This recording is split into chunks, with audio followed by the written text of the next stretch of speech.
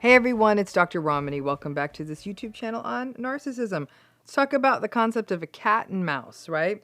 Many of you know that I have a cat whom I'm very fond of. She's a little indoor cat, so she doesn't get much of a chance to hunt unless an errant spider or moth gets into the house.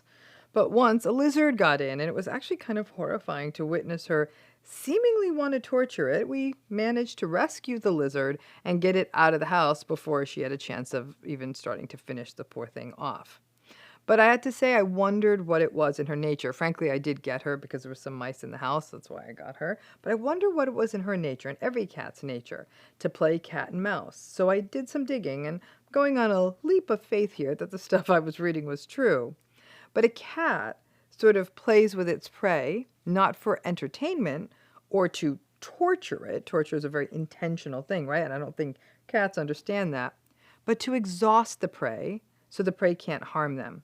Rats and mice have rather sharp teeth, which could hurt the cat. So the cat, a larger creature, simply exhausts the prey until it can't harm them, and then it kills it.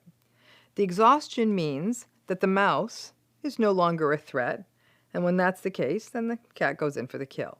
Now, as always, I know this seems like a stretch, but when I was thinking about this cat and mouse thing, I linked it to narcissism. Because really, narcissistic relationships are just a game of cat and mouse. Now, sadly, in this scenario, the cat is the narcissist, sorry Luna, and the mouse is the poor soul who's interacting, or which is interacting with the narcissist. It's what they do with people, right? They torture them, they play with them, and ultimately they exhaust them so they cannot fight back. The gaslighting, the manipulation, the confusion, the invalidation, the word salad, the dysregulated rage, the constant shifting, it's exhausting. And when we are exhausted, we are no longer a threat, and I guess they think we can't harm them. We don't fight back. We may simply be too wiped out to end the relationship. We stop being able to take decisive action when we're tired, right? And that plays into the advantage of the narcissist. They play with us. There are good days, we think we're dealing with a decent person, and then bam, there is some kind of tantrum. We have a nice conversation, and then bam, they gaslight us. That's sort of a metaphor for how the cat bats around the mouse. The prey gets tired. We, as people who are being narcissistically abused, get tired. And then the cat and the narcissist, they go in for the kill.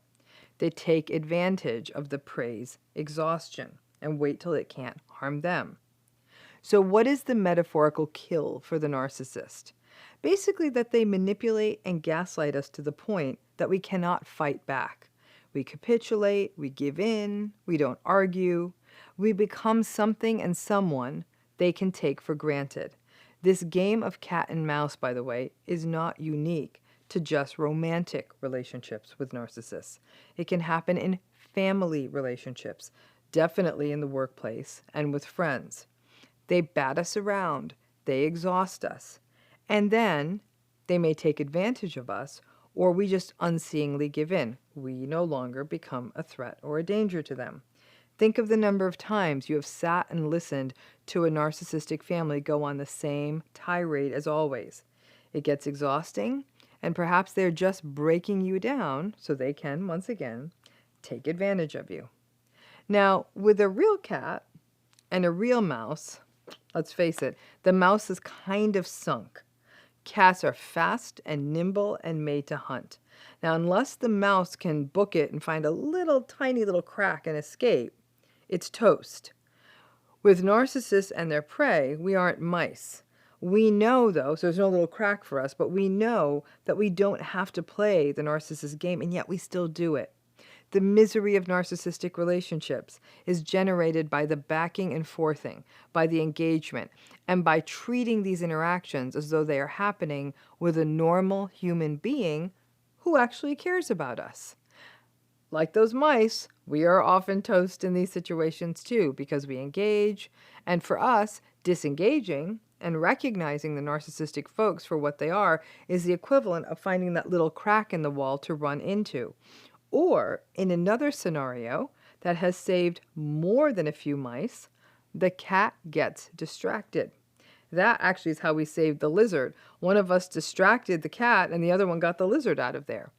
But when the narcissist gets distracted, it may be by new narcissistic supply or something that's just more engaging for them, then they may look away long enough for a person in a narcissistic relationship to step out.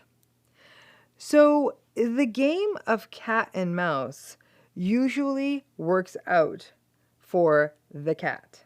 Simply understanding the narcissist's tactics and motivations can be enough to help you win at it.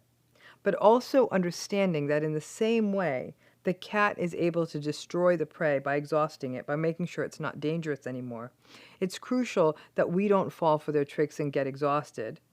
So we have the energy to set boundaries, disengage, and potentially get out. That's what makes us dangerous, the ability to do those things, right? Another great example of this, though, is something that we see in litigation. Narcissists, they do love them a lawsuit. They also love being very vindictive. So if you've ever been on the wrong end of a narcissist in a money matter, in a divorce, in some sort of business situation, they are unrelenting, even in a negotiation, right? They're unrelenting.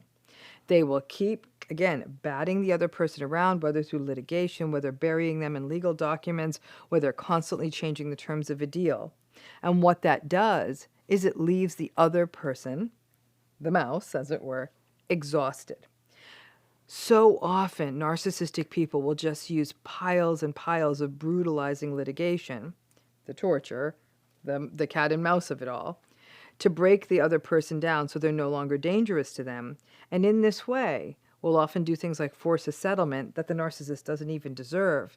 But just because the other folks have gotten exhausted, that's oftentimes how the narcissist wins. So I hate to paint my cat out to be a narcissist, but on this one, unfortunately, the cats are kind of the narcissists and the mice are the rest of us. Hope that analogy helps. Thanks again.